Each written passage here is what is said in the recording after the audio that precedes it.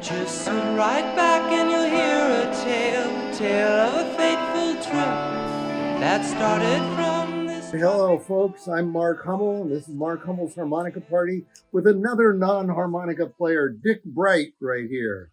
And we are at his place in Marin County, and we're going to talk about Dick's new book, which is called Working for a Living. On Amazon. On Amazon. Just like Huey Lewis's song, huh? Yeah, I got a quote from Huey in there. Did you? Yeah, he's a good dude. I asked him for permission. I didn't need to, but right. And he was like, good. "Cool, my song is now a book title." He was very cool about it. Yeah. No, he's a great guy. He is a great guy. Yeah. So we're gonna just talk a little bit. Wow, that's pretty cool. You got a dove right there. Oh wow, awesome. Anyway, it's a beautiful day here in Marin County, and we're gonna talk about Dick's growing up in Los Angeles because we have a lot of similarities in terms of where your family is from. Yeah, that's right. I'm from West LA. My dad was a public school music teacher, and that book, in fact, is kind of dedicated to him. Right. He taught at the same school 45 years. And he was at, what was it? What high school was it? He went to Dorsey High in 1937. Well, where did he teach at? Oh, he taught at Orville Wright Junior High. His most famous student was Mark Volman of the Turtles. Really? Yeah. Wow. And kind of a great story, actually. Yeah. With my dad, if you showed up on time, you got a B. If you showed up on time and laughed at his jokes, you got an A. So I remember him coming home. I remember he goes, "I've got the worst goddamn student I've ever had. He's a wise ass. He doesn't listen. He's blah, blah, blah." My dad going, only kid he ever gave like a D. This is Mark Volman. So fast forward, in the 90s, I had a big party band called SRO. Right. And we do these corporate things where we would be the disco band, and they'd have a headliner, and they had a 60s room. And the Turtles, this was at the Marriott in San Francisco. Wow. And the Turtles were the party band. And I took my buddy Tommy Dunbar, who played with SRO and is in the Rubinoos, right, the greatest. Right. And I said, "Tommy, I got to go face my fears and see if he remembers my dad," right? So we go to the dressing room. I go, "Mark, you don't know him. My name's Dick Bright. My dad was," now I'm getting ready for the bad vibe, Bob Bright. He goes, "Bob Bright, your dad is the reason I'm playing music today. I loved your father." And I was like, you never know what influence a music teacher or, you know, that's beautiful. Yeah. Have so much power over kids who don't even know it. Right. So being a teacher. So the inspiration of the book is pay it forward and help the young cats not make all the mistakes we made. That is great. So so I grew up in West LA. Yeah. Kind of didn't dig LA. And what high school did you go to? It's called Pacific Palisades High School. Okay. Now we were talking about another high school. University. I was telling you about the high school my dad went to. Which one? It was Beverly High. Oh yeah, Beverly High. Right. Where I forget what we were talking about. Well, my sister-in-law went to Beverly in the 60s. The Doors were the prom band. And my brother, who was his high school sweetheart, said it was the goddamn loudest band. Drove him out of the gym. Well, I got him beat because we had Blue Cheer at our and we had that prom, connection. I think. That's awesome.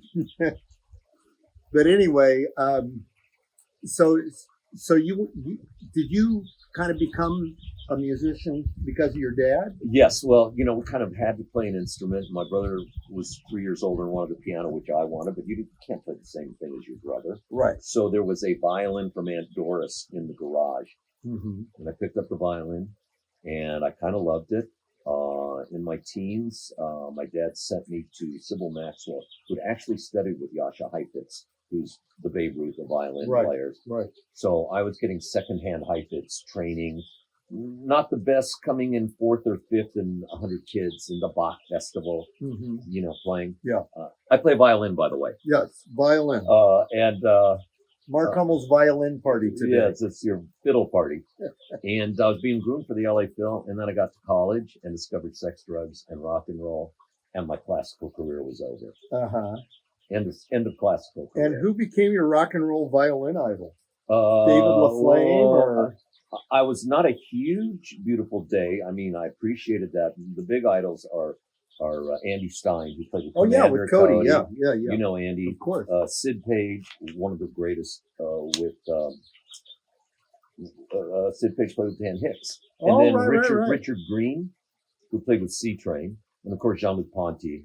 Right. You know, I have an album when I was 16, him playing with Mahavishnu, and I was like, and George Duke, and I'm like, what is this? Yeah. Because I was playing Bach and Beethoven. I was like, holy crap, what is this? We were just talking about Papa John Creek. Jerry Remember him? Goodman, one more name. Oh, okay. Mahavishnu. Okay. I'm sorry, go ahead. Yeah, you know who Papa John Creek was? Papa John. Yeah, we were talking about him just now. Hot tuna. Yeah. And the guy interviewed before you was in that band. So. Pete is awesome. Yeah, Pete's an awesome guy. He is. So violin and rock and roll. Yeah. How does Well, like I said, how does that happen? Well, I never improvised, and I had a college roommate, my buddy Kit Potemkin, who turned me on to. I literally had never heard. He was an Anglophile. I had never heard the Kinks, King Crimson, Right. Pink Floyd, Little Faces, Right. early Fleetwood Mac with Peter Green. Right. So Kit turned me on to all this. You know, headphones, Yeah. first joint is Yeah. like blow my mind. And I Right. just started improvising at the Antique Bazaar in Davis. It was a blues club Uh-huh.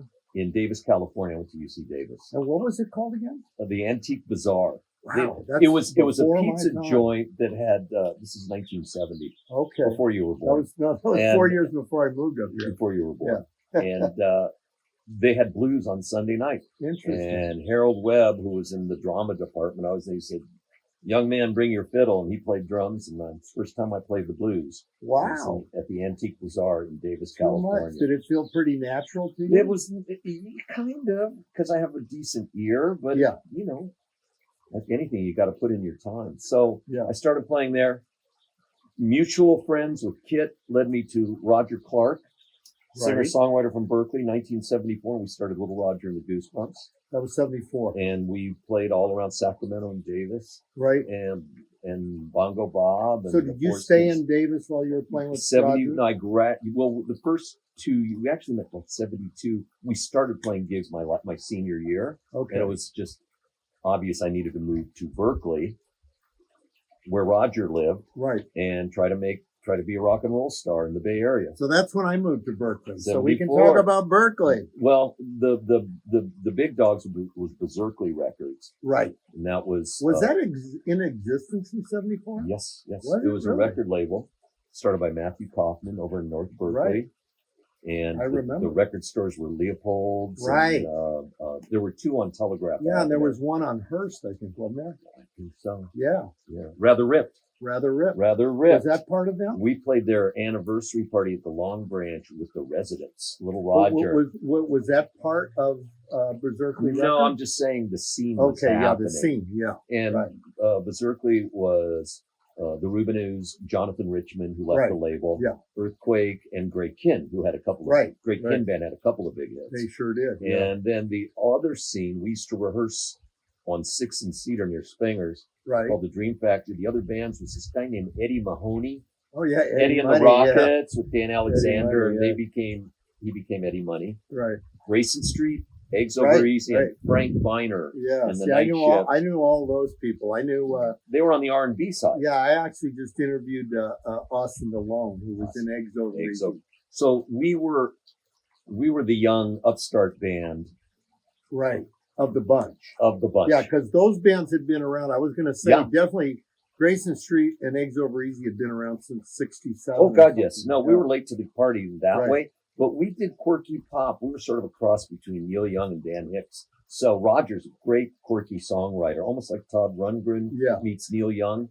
Right. So we filled a different slot. We weren't playing rock and roll per se. So how would you describe what you guys did in Little Roger? and the Eclectic Goosebumps? pop. We'd open with Okay. Mr. Sandman, Okay. and then mostly Roger's originals and a Yeah. few covers. Okay.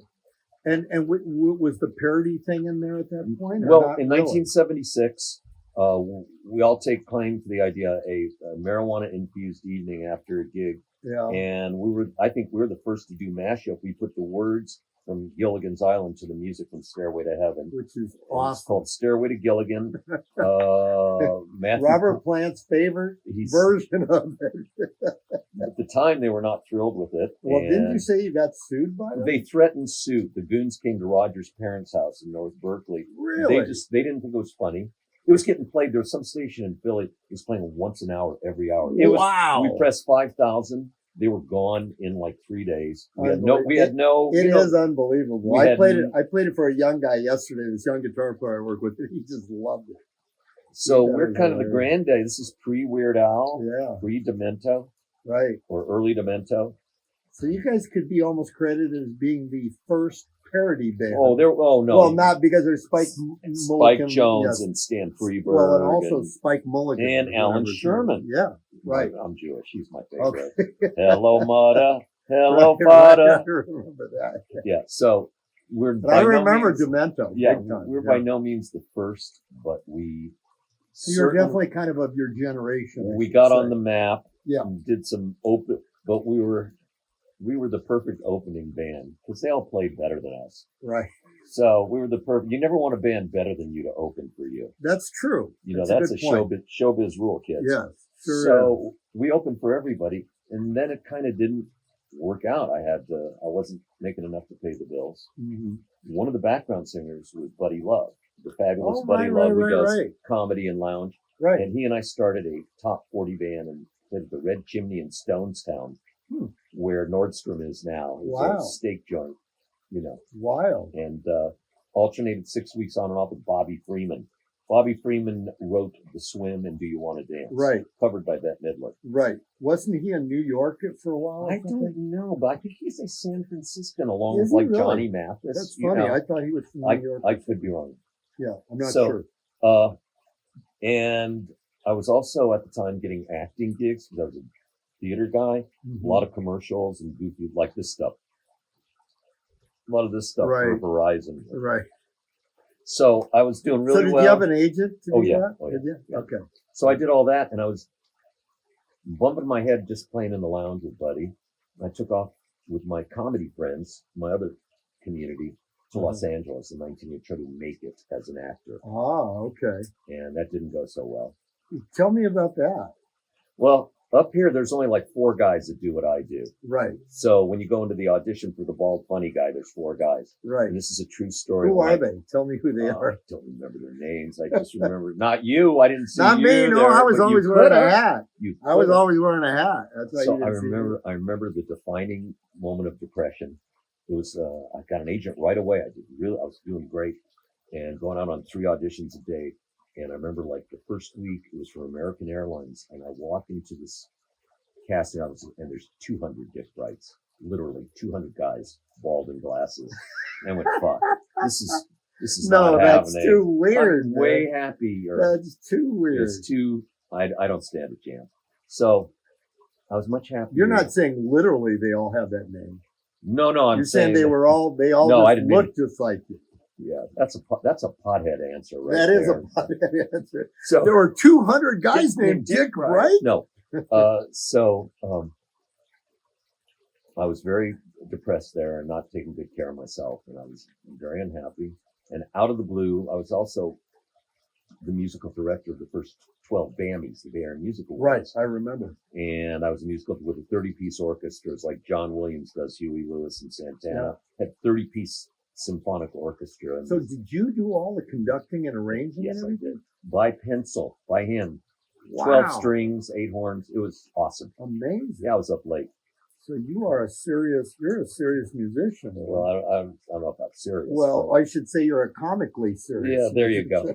So I came up to do the BAMIs in LA depressed, and this is 82. And out of the blue, Rick Swig, whose family owned the Fairmont Hotel in Nob Hill, Right, they had this fabulous supper club that I couldn't afford to ever go to called the Venetian Room. right. It was an old New York style. They opened with Lena Horne in 1948, and artists would come in for 2 weeks, and it would be Tony Bennett and George Shearing and Rosie Clooney and Peggy Lee and Right. Bobby Blue Bland. And, Right. they'd come in and B.B. King. Yeah. And Rick said, oh, Ernie Heckscher's retiring. He was the Guy Lombardo of San Francisco. Right. And we want you to be the new band leader. I had done 2 big band gigs in my life.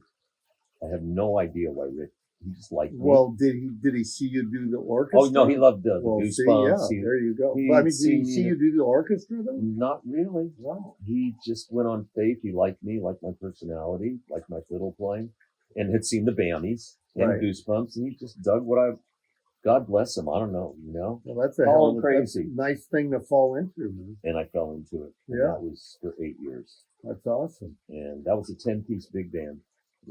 And Did you say you lived in the city when that was happening? I started in the East Bay in 82 and the traffic got so bad. Right. I moved to Potrero Hill in 84. Okay. Because it was a 10-minute drive to work God, how every nice. night. Yeah, it was cool. Oh, nice. It was awesome. Yeah, that is awesome. So it was 6 nights a week.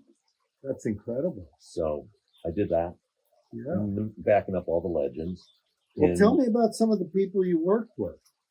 I think the lesson learned, I talk a lot about it in the book, is that the cool thing about, I digress, was that the hotel built in 1906, there was no dressing room for the artists. Right. They would take the service elevator down from their hotel, the suite. Right. And hang out between shows in the kitchen with the waiters and the band. How bizarre. And everybody did that? Or someone would go back up to their room Yeah. for 15 minutes. Some would go to the bar. Yeah. Some would just disappear somewhere in the hotel. But many of them, you got to know them as human beings. Yeah. And so that was an invaluable life That's lesson. going to be surreal. It was surreal. Yeah. And what I gleaned, the biggest, well, one thing, when you see somebody like Tony Bennett do the same show right 12 times, you can learn a lot. I bet. And see the things he does the same, the things he changes. Right. But the big takeaway was that for the most part, the bigger the star, the nicer person they were. Interesting. Because they had nothing to prove. Right. Right. That makes sense. They've done it all. And I would think that the longer they've been in business, that would make a difference. And that generation, Ella Fitzgerald started in a time when the lady singer would sit in a chair while on the side of the Vic stage, Beiderbecke, or the Dorsey brothers, or Paul White, Paul Whiteman would play a few songs, and then, well, let's break it up for the band and get the chick singer up here for 2 songs. So all of them, Sinatra, the same thing. So what happened? The shift in the 40s was Sinatra would get up there and the girls would go crazy. Mm-hmm. And it changed the whole equation where the singers became the star versus the band. As opposed to the band. Right. Very interesting shift. I didn't know anything about this. Right. Till No, Miss Fitzgerald about that. told me stories. Yeah. And that's interesting. So there's immediately they had a respect for musicians. Right. It wasn't about being a star. Right. But somebody supporting what they did. They were not the stars. Right. When they started. Right. And it all kind of shifted. Right. But the interesting thing too is, now, did you back Ella? All the big artists would bring in their own group, their own rhythm section. Oh, okay. And I'd supply the horn section. I kept the okay. guys from Ernie's band because they played Ella shows for 20 years. The horn section was old when I took over. I did not replace them. Okay. I put in a younger rhythm section. Interesting. Because the Swigs wanted to make the room younger. They started bringing in, when I say younger, the Mamas and the Papas, the Association, John Sebastian. Yeah, so it's like 60s. Fifth Dimension. You know, they just tried to bring in the Roaches. They just tried to bring in younger acts. Yeah. So I needed a younger rhythm guys. Right. But but the horn guys were old, huh? The horn guy, and they were they? So when James Brown would come in, he'd have his own people. Seeing Rich Henry, who's 7 years old, playing, I Feel Good was fantastic, And they didn't quite have the feel, but I needed them. But they were good enough musicians, they could pull it off. They'd get by, but I really needed them for Ella and Mel Torme. Right. I really needed like Lou Rawls. Right. Right. So who would you say is the most exciting performer you got to? Exciting? Well, James Brown in terms of a show. I would think so, yeah. It was so cool. Right. But and do you Mr. Brown. Do you remember how old he was when he came in there? I don't know. I think he was in his 70s. Really? Well, wait a minute. How old was he in 19? Google that shit. See, I'll have to Google it. How old was James when I met him in 1982? I have no idea. What year did he die? I'm trying to remember. I have no idea. Yeah. But I want to say probably in 2000. What I remember. It was after.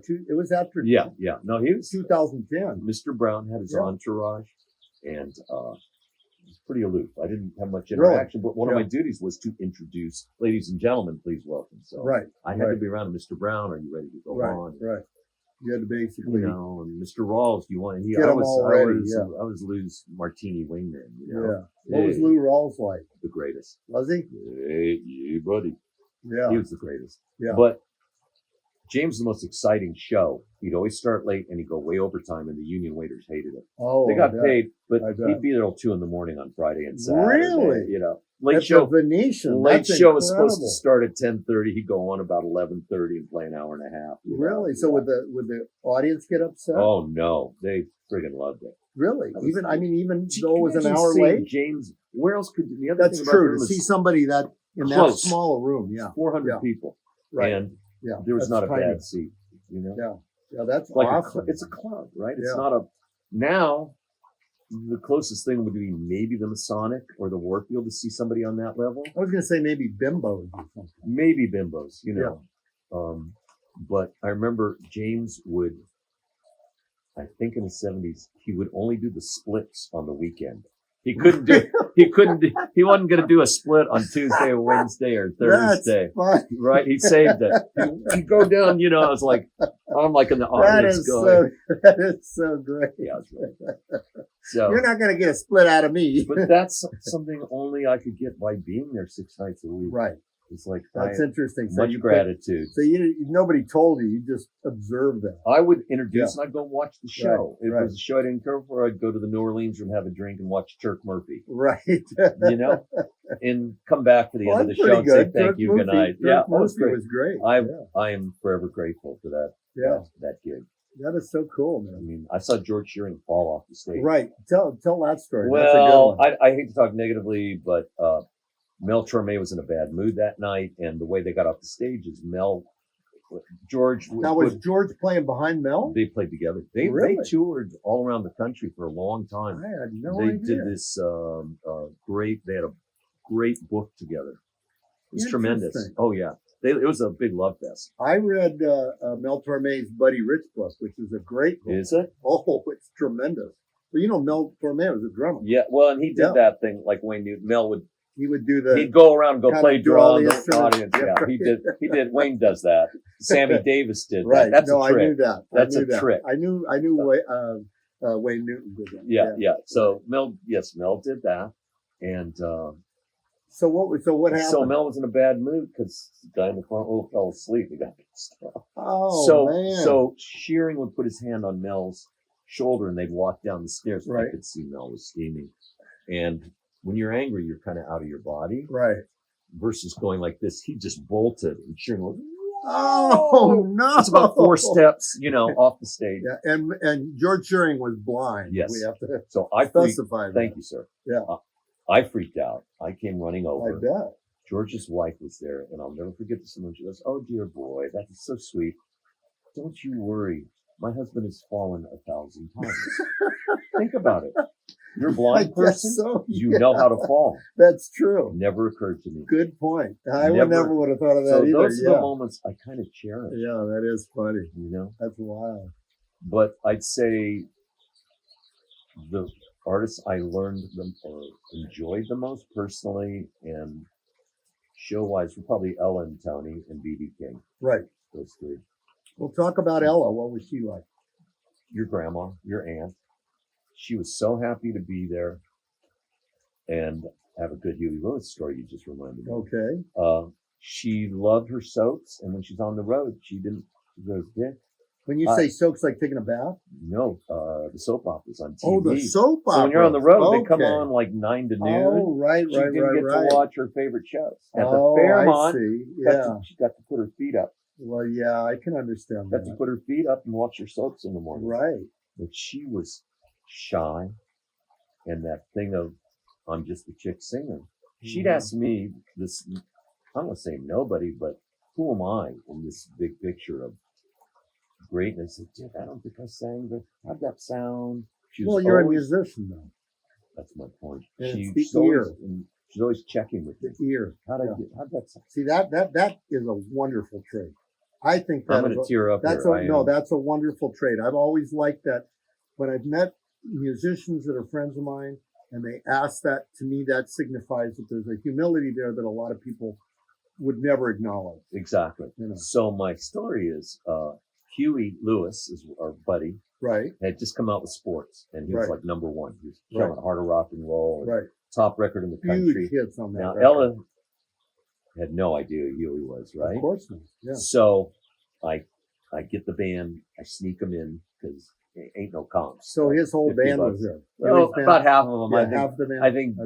I think Johnny and Bill. I can't remember. Yeah. About 4 or 5 Right, of them. 4 or 5. Yeah. And it's Huey and like, you guys want to meet Ella? Sure. I walk him into the kitchen. Right. And I go, Miss Fitzgerald, this is my friend Huey Lewis. And I think she's in there. She goes, oh, that's nice. She goes, what do you do for a living? He goes, well, I'm a singer, Ella. I mean, Huey humble. Yeah. Like Ella. Yeah. And he goes, well, I'm a singer, Ella. And she goes, oh, good luck with that, dear.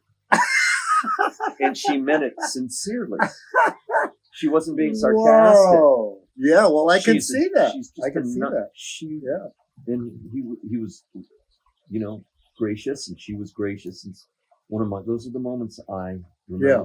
I Oh, treasure. that's awesome. Those That's are the awesome. moments I treasure. Yeah. Well, you know, that was a funny thing I've noticed in a lot of times, like, you know, African-American musicians that were older. Yeah. They're not going to know. I mean, just like I wouldn't know who any of the young musicians you know, that's are. funny. I didn't these know days. you were African-American. That's Well, really I'm funny. not. You look I'm white saying to me.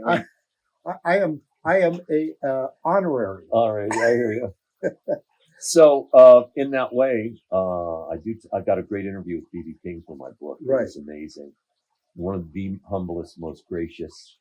I don't know if you ever gigged with him. Or, I got to meet him a couple times and hang backstage, but that's about it. I interviewed him, and But I know quite a bit about him just from books I've read. First time he played the Fairmont, the band pulls up in the bus, and it's Rick Swig. He says, well, Mr. Swig, this is a beautiful hotel. Where does the band stay? He said, you're staying here.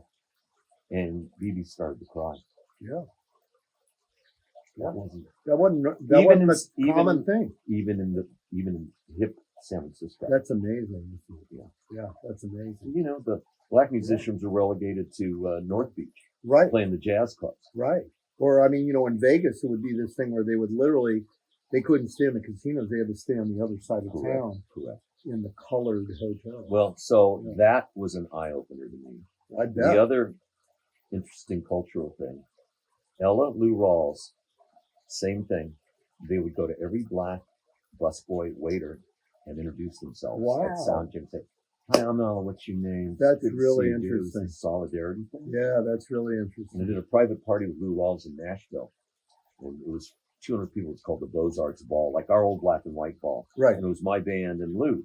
Right. And so Lou, this like years after the Fairmont, it was like, Lou, Dick, Right, it was right. wonderful. And I was his martini You remember wingman getting all everything? night. Oh, it was all love. That's great. But there was a catering company, probably had 50 African-American employees. Uh-huh. He went, said hello to before the gig. That is introduced something, man. himself. That is so cool.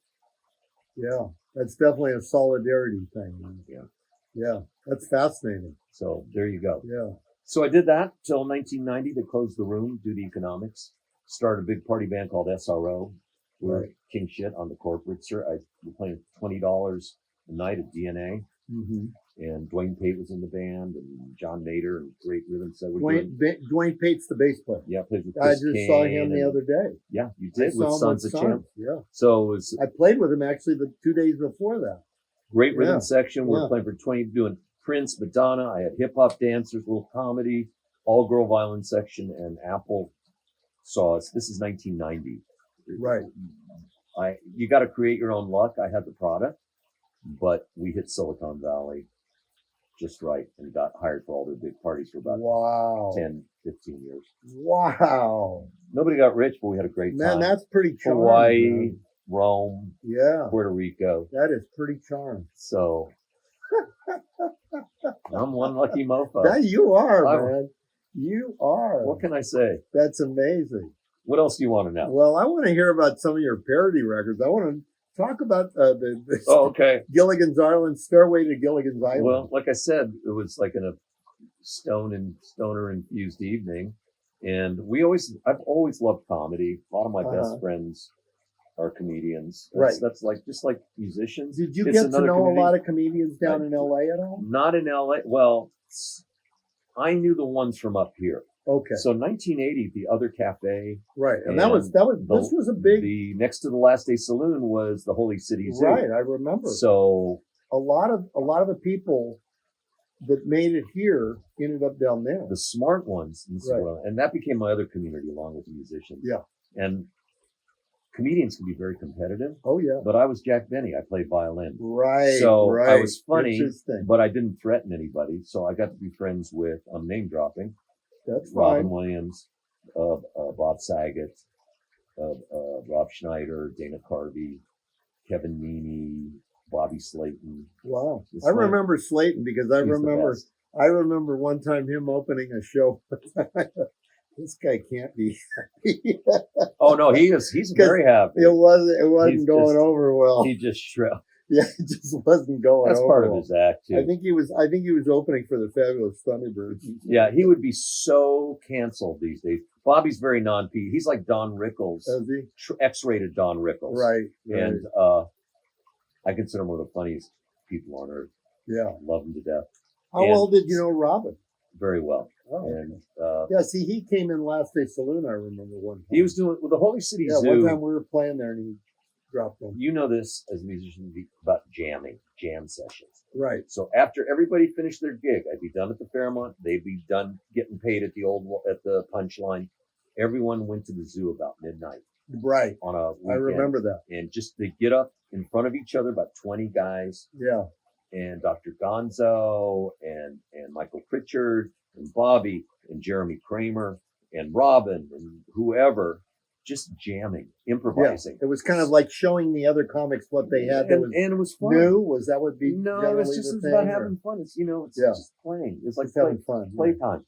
And Right. I bring my violin, and Robin would like get stuck, and I play the theme from James Bond from 007, and Rob, I would help him.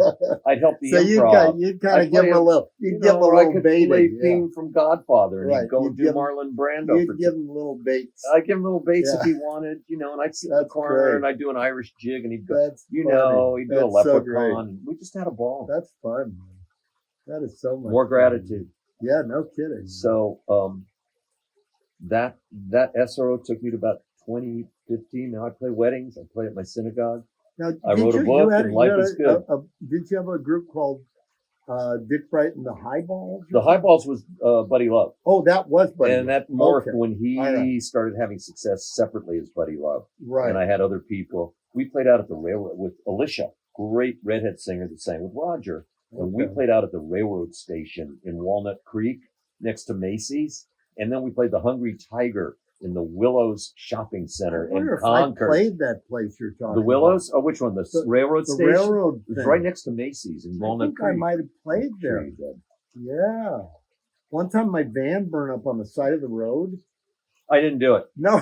I swear it wasn't my Listen to band. this. My van had just had a brand new engine and transmission put in. And I'm driving it literally from my house after I'd gotten it that day, driving it to this gig at the Walnut Creek place. Yeah.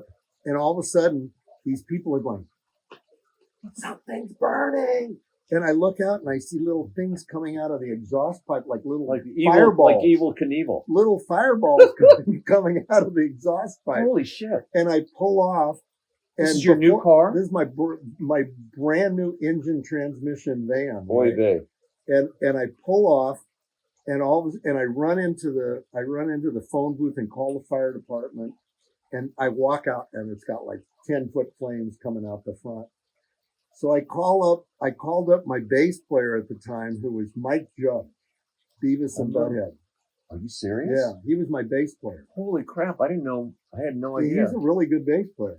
And so I called him up and I said, man, can you come over here so we can do the gig tonight? Because I had to pull all the equipment out. Oh of my it. God. Yeah, I had to pull it out Did you before make the thing one? really. Did you make the gig? I made the gig. And two, did they replace the car? Those They did. I had to goddamn get a lawyer people? to get them to do it, but yeah, they did. Yeah. So anyway, The man that keeping us that down. was my experience at that club. That's hilarious. Yeah, Um, it was crazy. So comedy after the Stairway, that got us on the map. But then the Goosebumps kind of disbanded. My next one was through my comedy friends. Roger and I produced a single for Dr. Gonzo. Remember him? Yeah. He opened for Huey for years. I do. He would do Yeah. parody, Right. He would do Was he kind of a Dr. Demento kind of guy or not? kind of. He played guitar and he would just take a lyric like, a JJ called, got no car, got no dum da da da, or got no hair, Rogaine da da da da done. He would just do like 30 seconds. Perfect opener for Huey. No Because kidding. one mic, one guitar, no right, tech, right. No big warm up set the crowd, change. Yeah, put him in a good yeah, mood. So right. he traveled with Hugh and the guys. What a trip. They were besties. Yeah. So the next had a minor hit. My friend Bruce Babyman Baum, who was on Comic Strip Live. Oh, I remember that. He looks guy. like David Crosby. Am I thinking of I'm thinking of a sax player named Mark Ball. Mark Baum's fabulous. Right. Played in the Freaky I'm thinking of Executives him.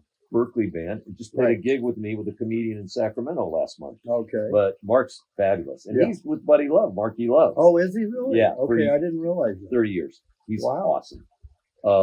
It's funny. So Bruce Babyman Baum, he was on the Stockard Channing show. We went to UC Davis together. Mm-hmm. He calls me up years later, says, I have an idea. And we had a minor hit with Marty Feldman Eyes. It was, remember Betty Davis? She's got Betty Davis eyes. That's great. And he wrote, she's got Marty Feldman eyes. That's great. We went into Hyde Street Studio. Yeah. And with my current band, whoever they were, my wedding band, and we cut the tracks. We changed it just enough so we couldn't get sued. The music, right, and the chord progression, That's great. So we sold about 30,000 copies. Unbelievable. That did really well. Wow. You were talking about the Freaky Executives. You guys must have been big pals. We were all pals. Yeah. I mean, that was a great band. Yeah, they were. They were got signed to like Warner Brothers, and as happens 9 out of 10 times, it just doesn't happen. Yeah. Showbiz sucks. Music is great. Well, let's talk a little bit about, I'm sure you've got some showbiz, record stories to tell about, things that have happened in terms of recording contracts. Not really, and I'll tell you Really? why. Once the Goosebumps were done, I made a conscious decision that I needed to make a living, and the way I had the most success was doing covers, playing other people's music, but doing it well with humor and playing it well, or changing it a little, or doing it in an entertaining way. I never had an issue. I love music. I love Neil Diamond and I love Pink Floyd. It's not mutually exclusive. And I love the blues, and I love what you do, and I love hard rock. I love psychedelic rock. I like disco. Yeah. Not big on a lot of the new stuff. No. Not a big rap fan, only because I'm a melody guy. I play violin. Yeah, There's no melody to a lot of it. I agree. Yeah. So it's like poetry with amazing tracks. Right. And it grooves. That's kind of how I look at it.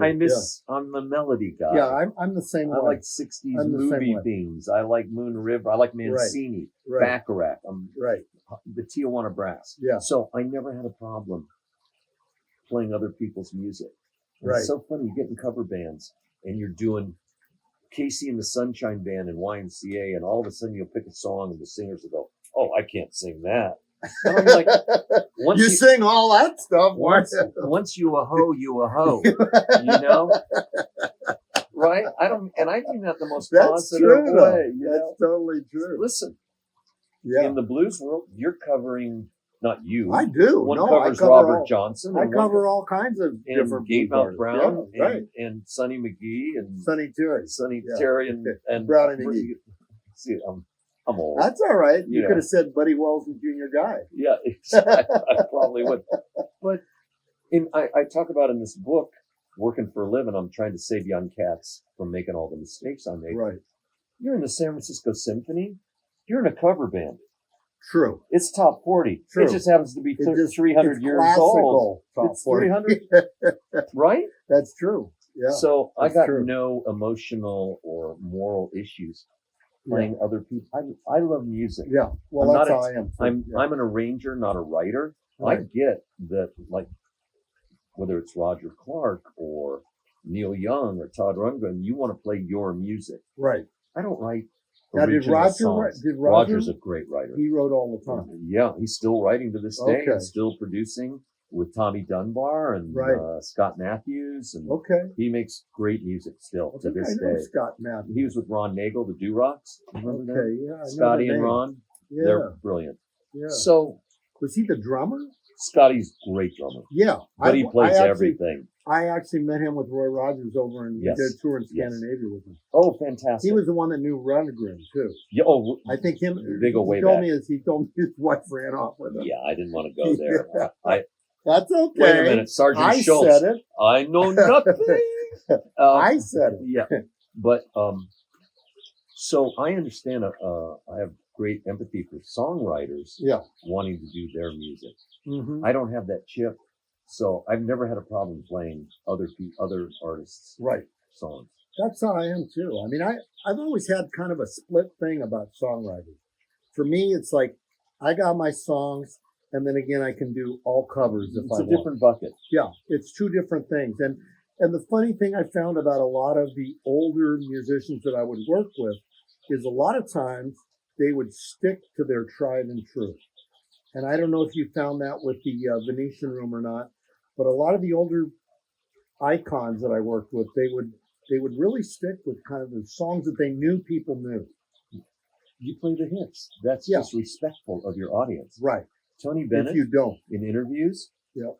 somebody said to him, "How can you sing I Love Mine San Francisco every night? Aren't you sick of it?" Yeah. I said, "Are you kidding? It made my career. Right. I am so grateful Right. that song was given to me. Right. I will sing it every show and be grateful." Yeah. That's the thing about the old artists, gratitude. Yeah. And There's a lot of interesting, gratitude. A lot of the young artists, Yep. Donovan, The Association, Yeah. Rita Coolidge, they weren't so happy to be there Right. because to them, they'd come from playing stadiums. Yeah. And it was a come down. Oh, you're saying when they played the Venetian. Right. Correct, Right. correct, Right. yeah. It just, they felt like it was Stifling a, kind of. a step down from Oh, where, okay. I see. where their career was. Right. Right. Right. But it was such a classy gig. Attitude of gratitude. Yeah, I guess so, huh? The older artists all had that. 9 The out gratitude, of you mean? 10. Attitude of Yeah. gratitude. Yeah. Ella was grateful that, People still. the wanted to band hear leader it. let her sing. Right.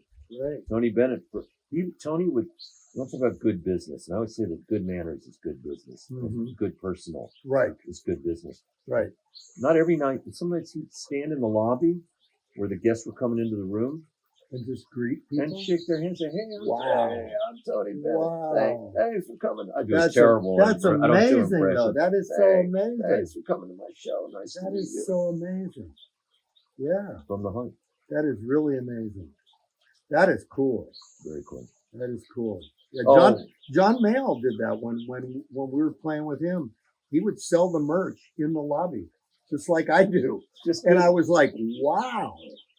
It's really? just good business. Yeah. I got to get one more name in. Who's that? Oscar Peterson. Maybe the kindest human I ever met. Yeah. What was, tell me about him. He would take me out for martinis after the show Would down, he down really? in the bar. Wow. He loved to talk. Yeah. See, part of why I had success there with the artists is that Ernie started out in an era where it was his room. Ernie Freeman? Ernie Heckscher, the band Oh, leader. okay. The band leader. Okay. One other band leader before me. Right. And it was his room. And the artist played his room. Where Ah, I was Miss Fitzgerald. And Right. It is an honor to be in your presence. right. Where Ernie right. was like, "Hey, Ella, come on and sing." you know? Right. So He it made kinda it owned it easy in a for way. me. It was his room. Yeah. Old school. Right. It was a breath of fresh air to these artists to be adored by the young bald fiddle player. And Oscar, who obviously was like, "Mr. Peterson, what an honor. Can Yeah. I get you Oh, anything? Yeah. What can I do?" So he just tell me about his life growing up. But my Oscar Peterson story, why I love the man. My brother, who was a lawyer, retired now, but he loved piano. He studied. He could have been a great classical and jazz pianist. Mhm. Chose a different path. So when Oscar came, he lived in Southern California. He flew up To see him. to see him. It was going to Wow. be like, it was his hero. Yeah. He's going to get to meet him, Yeah. right? So Monday night, the room was dark. I'm driving to meet my brother at the hotel to have dinner. And my brother's waiting in the lobby. It's Monday night, and he hears this piano in the Venetian room. And he kind of opens the door, and Oscar's practicing the night. Wow. Right? Whoa. You know. That And, is heavy and duty, Oscar's man. like, "Who are you?" And he goes, "Oh, my little brother's Dick Bright." And Oscar's like, "Oh man!" And he talked to my brother for like an hour, How cool. hour and a half, How and cool. didn't let my brother ask one question about him. "What do you do, Dave? Wow. Where'd you go to school? That's so you cool. have a family?" And my brother's like, That's it like made his year. I can imagine. That's heavy duty, man. Yeah. So Yeah. I had. Well, that's a great story. You can yeah. edit. No, that's I'm talking too much. Whatever you no, want that's to a leave beautiful story. Man. I mean, that's the kind of stuff to me. Like, you know, when I'm doing these interviews, one of the things is to just get as many really interesting stories about people you've worked with or about yourself or whatever. That's the whole key to what I'm trying to do on these things. Love it. Love it. You know, love it. But one thing I really wanted to ask you about, yes, because you have this new book, Working for a Living, that Dick Bright wrote on Amazon. On Amazon. And I just want to know how you went about writing this, because you've got chapters on all the different people that you worked with. And it's the different paths to making. You can teach. You can play Broadway. Right. You can play jazz and probably won't make much money. Right. You can play in tribute bands now, Super Diamond. So there's these different paths. Mm-hmm. You can play in wedding bands, like let them make corporate, make a decent living. Yeah. So somebody said to me, you need to put it all down, all your stories. This is in 2012. Kind of it's going through a rough, bumpy time in my life. How long did it take you to write it? That was about a year or two of getting about 150 pages. That's pretty fast. I'd never written anything. That's pretty just fast. And how to organize it. So it's half stories. Well, a third stories. A third how to good manners is good business, Dick's commandments. And then a third is an appendix of I'd put in a contract, an itinerary for the band. What's a stage plot? What's a lighting plot? Right. What's an input list? Do I need to be in the union? Just real nuts. How do I pay the guys? Right. Like stuff they don't teach you in the school. real nuts and bolts of being a musician. So I wrote about band leading. Yeah, a lot of it's about band leading. Right.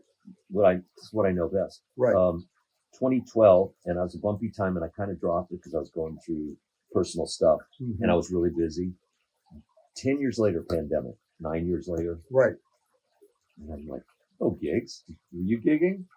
No, nobody's Hell gigging. no. Hell no. Hell no. I said, I'm kind of bored. Let me see. And I picked it up and I go, this isn't half bad. And I got up the nerve to show it to our friend Joel Selvin, who was the pop critic of the Chronicle for 40 years, and has since become one of the leading rock historians. Right, sure is. And has written I know Joel well. Yeah, we all do. Yeah. Uncle Joel. Yeah. Sully. He's written a book on Rick Nelson, Sly Stone, Altamont. Right. The hippie, Bird Burns, the whole hippie time. Summer Love. Hate, yeah. His new book is on Jim Gordon, the drummer. Oh, Drums. wow. I It's want to read that. Amazing. I want to read that. Yeah. So I know a guy that was in prison. You should call Joel. Well, I can turn him on to the guy. Well, the book's done, but I guess he'd love to hear that story. No, that's a great story. Joel would love to hear that. Okay. So I got up the nerve because Joel does not mince words. Does not suffer fools gladly. Right. And I hadn't talked to him in a couple of years. So that was wise of you to do that. Oh, I didn't know what I was doing. Yeah. I don't even know where to go with this or how do I finish it. What do you think? You're my friend. You're a great author. And he wrote one line back. I sent this email and PDF 2 chapters. And he doesn't say, hey, Dick, great to hear from you. He just goes, you're a really shitty writer and this is a fucking great idea. Good. So good. I picked up the phone. WTF? You want the idea more than the writing quality. What do I do? Yeah. And he godfathered me through the whole thing. That's cool. His pal Pamela Turley. Is a professional editor. Right. And they handheld me. Is that Pamela Rose? No, Pamela Turley. Okay. And she's a writer and a great editor. Joel said, you need an editor. Yeah, you got to have and you got to spend real dough. Right. One of the things I say in the book is you got to invest in yourself. Yep. I find a lot of musicians, you're a harp player, you got to have good Only name I know is Hohner. Is Hohner, that? yeah. Are they Hohner, good? Are they Hohner good? are the main harmonica. Right. So you brand, got to have yeah. a set in every Yeah. key. Right. If you're a singer, you better own your own mic. Right. If I want to play in the San Francisco Symphony, I need a $50,000 violin Right. because I don't care how good I am. If I have a $200 cigar box, Won't cut it. so you have to invest in yourself. Mm-hmm. So I paid real money to Campbell, paid real money to a graphic designer. It looks really good. Mm-hmm. And I take it to bookstores and they don't know who I am and they go, this looks really It does look very professional. Very professional. That is very Because professional. we get a bunch of you guys come in. And When it's I like show you shit. mine, you won't be as impressed. It's okay, but I'm reading yours for content. You will enjoy it. So Joel and Pamela handheld me through the whole thing, and it's really been exciting. And I had a bunch of readings and signings and a couple of big shows. That's great. Sweetwater, we had, That's awesome. and sold a shitload of books, and still selling. And moving forward, I want to go guest lecture. I'm going to probably do next year. I've lined up Stanford, San Jose State, the jazz school in Berkeley, Oh, that's UC cool, Santa man. Cruz. I'm going to go talk to the kids. So now how do Pay you it forward. tell me exactly what you do when you go in and do something like that? It's about Spend an hour or what is it? whatever. I did. I've only done one major seminar. It's at UOP, the Brubeck Institute. Oh yeah. And it was my buddy, this is years ago, Keith Hatcheck, who played in Ball, Hatcheck, and Taylor. Do you remember them? He became the head. They were a rock band from the South Bay. And Cal Ball's still producing people, great bass player. Wow. And Keith was the head of the school, and he said, I was telling him about, this is long before I finished the book. So I go down, we talked to the kids, we broke it into subject matter, there's the art of performance, and then we had questions like solving problems. So, for example, we're going to do a breakout seminar. This is called Solving Problems. In your contract, it says you're going to get fed by the client. You get to the gig and there's no food. What do? Ask for a buyout. No, but you're there on the site. What do you do in real time? And they're busy. The bride's busy. Right. So, yeah. The kid's like, well, I'm just going to walk. Screw them. It's in the contract. Like, no, that's not how you work it. Yeah.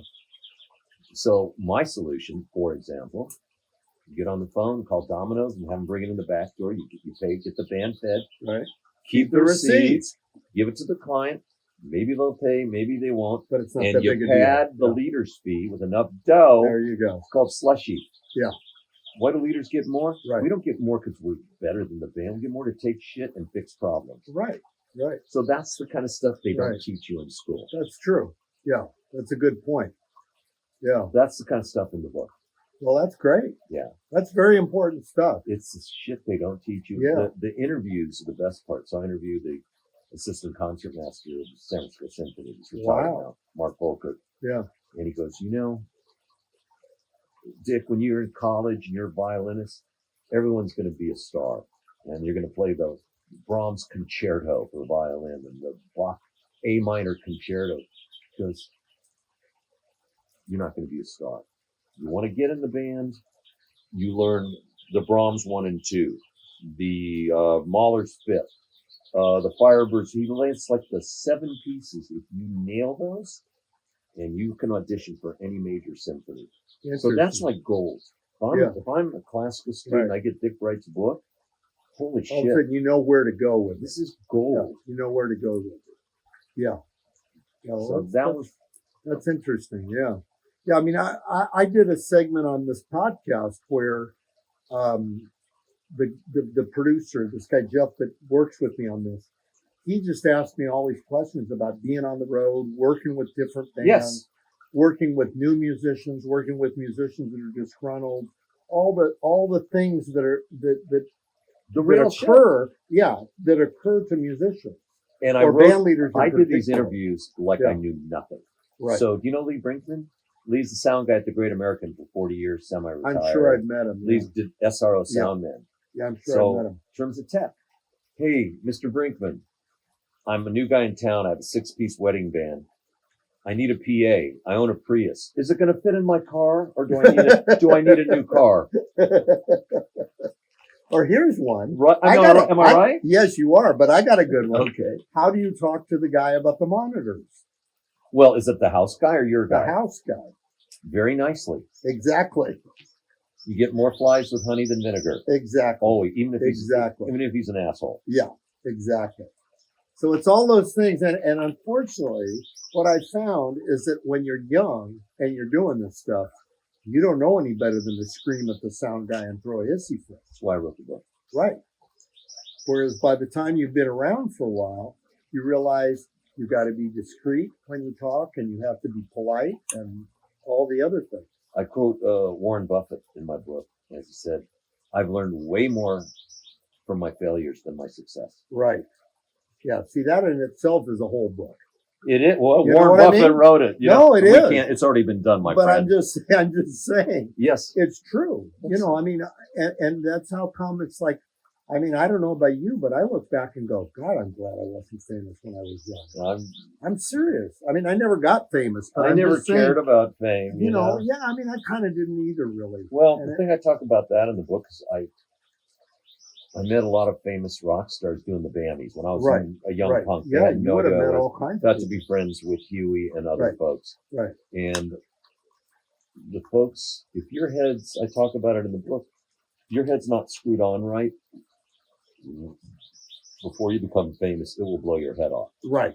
That's a good point. Huey, one of the most centered, yeah. he said, Dick, I became an overnight sensation after I was gigging for 15 years. Yeah, I know. He'd been out there for a long time before he became. Whereas my friend Eddie Money, who's passed, his head wasn't on straight when he became famous. Right. He had success too early. Right. And that's a common thing that happens. It is. There's people having success. And that's a big part of why record companies want young people. They can manipulate them so much better than they can. Somebody that's 50, you can't manipulate them like you can a 20-year-old. But they should be easier to work with, right? Well, I think in terms of showbiz and record companies, the public wants to see young people on stage. They do. That's true. My wedding band still sounds great. We're not working that much because brides and grooms want to see young people on stage. Playing young music. I'm Uncle Dick. Right. Don't put me on stage. Right. Let the band play. It's just business. Yeah. No, that's true. Showbiz, and it's hard for me to. Sometimes it's real hard for me to back off from that. Well, in the blues circuit, you've got built-in cred the older you get. The weird like thing a lawyer, is that used to be true. Really? It's not true anymore. Yeah. Nowadays, I'm serious, man. Nowadays, they want the young people, Gary especially Brown, good-looking girls, with mini skirts on. That's what they want. Or they want little kids that are like 15 years old and, Yeah. It's real different than it was when I was coming up. But for a long time, if I'm not correct, you had cred. One of the beautiful things of the blues world. Yeah, the older you were, the more cred bluegrass and Americana. Right. And folk. Yeah. Young Grasshopper, Yoda. Right. Yoda. Right. Much respect. Right. That's true. That is true. And that's changing? Yeah. Damn. It's changing. I mean, but part of what's changing is all of the entire music scape has changed. Yeah. Because everything has gotten very much centered around how somebody looks, how somebody dances.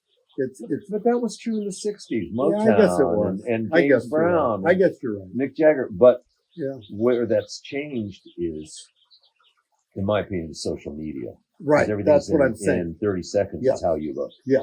You don't hear how the band sounds. No, you don't. The problem are people don't listen like they used to. Well, as my friend and agent, I talk about, do you need an agent in this book? Peter Berliner at Innovative said, most clients hear with their eyes, not their ears. Right. And that's the truth. That's always been true, though. Yeah, but it's gotten more true with MTV. MTV started that. Yeah. And then, hey, it helped Huey's career big time. You mean MTV? He hit it at the right time, and he had a good Well, even somebody like Commander Cody, they put out one of the first MTV videos for a rock band, and they were like hilarious. My feeling is there's enough people to go around that everyone has an audience. Yeah. Charlie Musselwhite sells out in the Bay Area. I know he does, Well deserved. It took him a while to do it, but he does. You know? Yeah. or you, Yeah, or Roy well, I mean, Rogers. I'm doing better. You all have your fan Yeah, base. we all have our This fan base. This That's is how true. I look at it. Yeah. There's plenty to go around, but in That's terms true. of nationally having hit records Right, and being that's a on whole TV, different thing. Whole different thing. yeah, it's all bad. Yeah, no, it's all I mean, bad. part of it is this. I don't want to be the cranky guy. Well, traditional music, whether it's blues, jazz, reggae, folk, country, if classical. yeah, anything, and that's how come when you go to the Grammy Awards, they got one auditorium for us, and they got another auditorium for all the big rock stars, Well, the and people it's that 10 times larger. you know, You people talk about red and blue in politics. It's green. It's Yeah. always green. Record companies, it's not that they hate the old guys. They're just going to make more money off the young Right. guys. that's right. It's all about the Amen. Benjamins. Amen. So one of the things I talk about in the book, the best advice I can give you kids, there are two kinds of people in life. There are people that get it, that life is unfair. Mhm. People that don't get it, that life is unfair. Yeah, Once you get it good point. and you make peace with it, Yeah, I have musicians who come in we'll be playing a party. My cats are making good money hmm and they see this $500,000 party. right, It's like, why aren't we getting more money? right. Because life They isn't think, fair. yeah, and they think that they think you're getting $1 million off the gig. Yeah, no, That's the problem. and Yeah. as Peter, my wise agent, says, Dick, when we play for Apple and they have the $50,000 ice sculpture, Right, it's not that they don't have the money, it's how they choose to spend it. right, I've had brides that Right. spend 10 grand on flowers and Mhm. $1 grand on the band. wow, And I've had brides that spend $1 grand on flowers and 10 grand on the band. wow. It's how they choose to spend it. Yeah, that's interesting. So once you yeah, attitude of gratitude, right, and I'll call you up and say the gig pays this.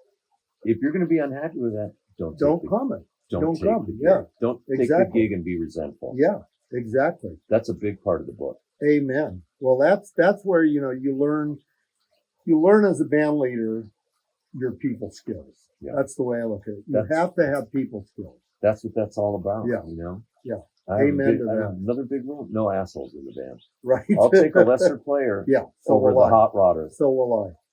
Yeah. And you get better and better the older you get at weeding them Yeah. out and finding out who's who. I always say we don't get paid enough to work with assholes. Right. My brother, Yeah. at $800 an hour, assholes all day as a lawyer, right? I for 800 an hour, I could take assholes all day. That's great. You know. man. So That's anyway, great, man. that's what it's all about. You Yeah. know, I think a really key thing for young cats, and I talk in chapter 1, figure out what makes you happy in the music business. You figured it out early. You love the blues. Yeah, I did It wasn't from the about- get-go. And if I make money, great. If Yeah. I don't, I still love the Right. blues. And I didn't go into it with the expectation of making money. Exactly. Yeah. Stardom is not a profession. Right. It's a byproduct of luck and hard work. Right. And if you go into it for the money, the odds are you're going to be very disappointed. Very unhappy. And Yeah. if it's going to make you unhappy to play Sweet Caroline on my gig, don't take the gig. Don't kill your love of music Right. to make a few $100 a night. Right. And Good kill- point. Good point. Better to go get another job and do Yeah. open mic with Audie Delone on Monday night at the Sweetwater and play Take that, Audie. and play your. No, I love his open mic nights at the Sweetwater. Oh, He I don't did know for- anything about He it. did them for years, Oh, and it okay. was ages 8 to 80, Really? and it's the most lovely gig. And everyone comes I up and wish I does would've 3 known. songs, high school kids, I wish and I then would've their known that. grandmas in the Yeah. audience. It was all love. That's awesome. So better to do that. Yeah. And get a straight job, Right. and get in the band and be pissed off. Right. Right. And we've all had people like that in our bands. Like you say, Well, that's what my book is about too. I think we probably I'm- share some I'm shit. sure Yeah. we do share Awesome, some shit. man. with Some people I want to that read yours. we both know. Where is I'll he? You're give you a supposed to copy. hold it up. I'll give you a copy. Oh, you've done it on other podcasts? I hope No, you- I've got it in my van. I'll I mean, go get it for you. have you held it up at other podcasts? I can't remember. That's Oh. a good question. I Dude, you- should. I need to do that. Why don't I interview you for your next podcast after I read your There book? you go. Or someone else. There you go. You should do a whole. That would be interesting. Yeah, that would be interesting. I'd be honored. Okay. All right. Anyway, Good deal, man. I love it. We got enough stories? Are I we think good? we're good, man. Thank you so much. You are so Dick. kind to do this. You're a lot of fun to talk to. Right back and you'll hear a tale of a fateful trip that started from this tropic port aboard this tiny ship. The mate was a mighty sailing man, the skipper brave and sure. 5 passengers set sail that day.